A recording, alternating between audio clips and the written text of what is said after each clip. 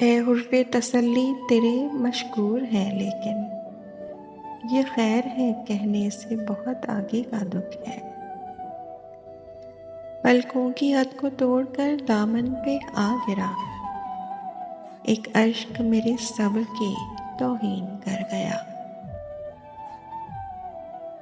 وہ مجھ سے پوچھ رہا تھا بتاؤ کیسا لگا، پچھلے زخم کو چھوڑو یہ کھاؤ کیسا لگا۔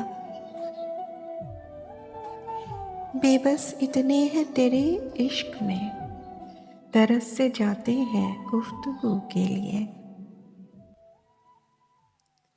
کوئی منافقت سکھاؤ مجھے، رشتے نبھا سکوں میں بھی۔ سوال یہ ہے کہ اس پرفریب دنیا میں خدا کے نام پہ کس کس کا احترام کرے۔ کوہ انا کی برف تھی دونوں جمے رہے، جذبوں کی تیز دھوپ میں پگھلا نہ وہ نہ میں۔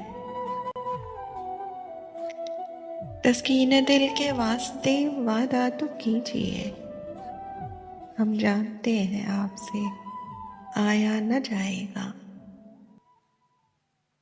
وہ مجھے غیر ضروری بھی نہیں کہتا، وہ مجھے غیر ضروری بھی نہیں کہتا، ہاں مگر خیر ضروری بھی نہیں کہتا۔